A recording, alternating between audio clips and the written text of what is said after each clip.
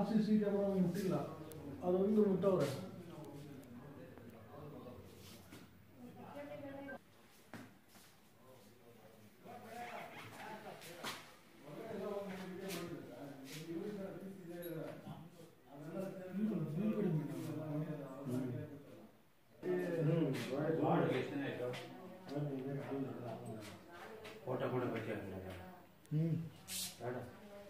ಕಾಲ ಎಲ್ಲ ಕೊಟ್ಟಿರ್ತೀವಿ ಅದು ಯಾವ ಯೂಸ್ ಮಾಡಿಲ್ಲ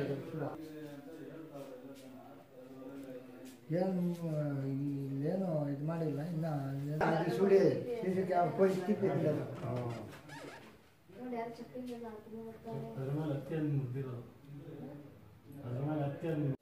ಇಲ್ಲೇರಮ್ಮ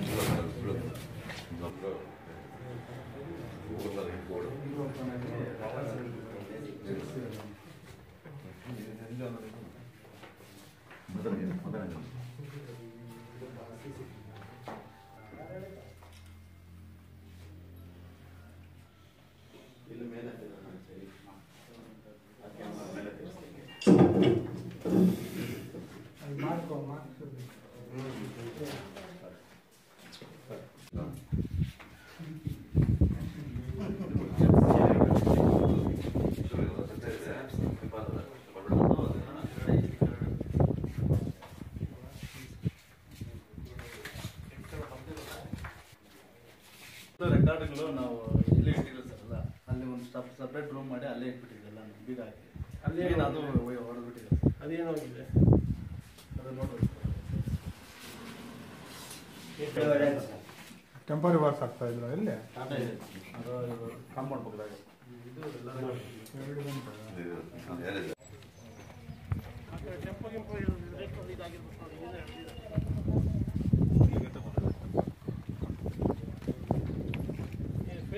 ಇರ್ಬೋದು ನೋಡಿ.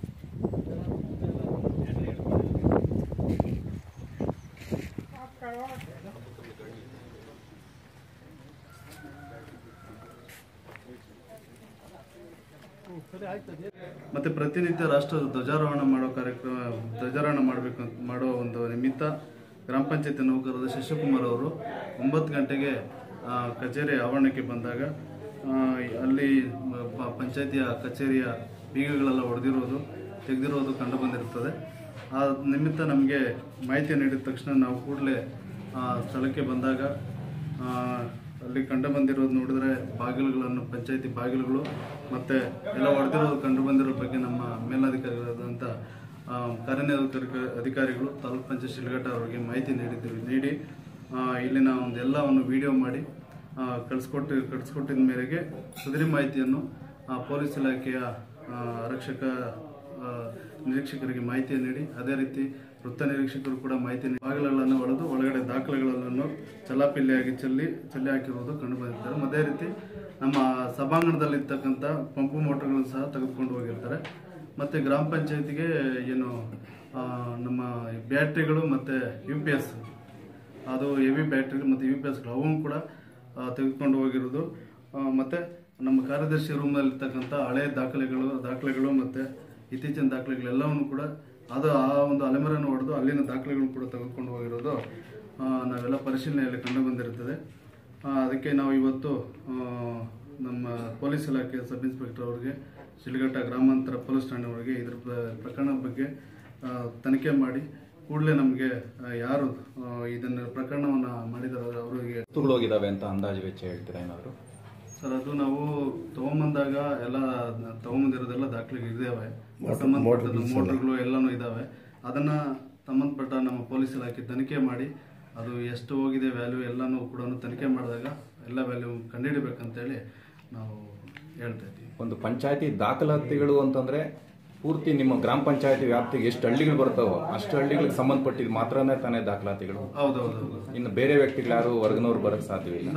ನಮ್ಮ ಗ್ರಾಮ ಪಂಚಾಯತ್ ಸಂಬಂಧಪಟ್ಟಂತ ನಮ್ಮ ವ್ಯಾಪ್ತಿಯಲ್ಲಿ ಬರ್ತಂತ ಗ್ರಾಮಗಳಿಗೆ ಸಂಬಂಧಪಟ್ಟ ದಾಖಲೆಗಳೆಲ್ಲವೂ ಕೂಡ ನಮ್ಮ ಕಚೇರಿಯಲ್ಲೇನೆ ಇಟ್ಟಿರ್ತೀವಿ. ಅಟ್ಲೀಸ್ಟ್ ದಾಖಲಾತಿಗಳು ಬಂದವ್ರೆ ಅಂದ್ರೆ ಇದು ಉದ್ದೇಶಪೂರಿತವಾಗಿ ಇರುವಂತ ಕಳ್ತನ ಅಂತ ನಮ್ದು ಅನ್ಸುತ್ತಲ್ಲ. ಇದು ದಾಖಲಾತಿಗಳಿಗೆ ಮತ್ತೆ ನಮ್ಮ ಜೊತೆಲೇ ಸಾಮಗ್ರಿ ಇದನ್ನೆಲ್ಲ UPS ಎಲ್ಲಾನು ತಗೊಂಡೋಗಿರೋದ್ರಿಂದ, ಪಂಪು ಮೋಟರ್ಗಳು ಸಮೇತ ತಗೊಂಡೋಗಿರೋದ್ರಿಂದ ಇದನ್ನು ತನಿಖೆ ಮಾಡಿದ ನಂತರನೇ ಗೊತ್ತಾಗುತ್ತೆ ಏನು ಸತ್ಯಾಂಶ ಏನು.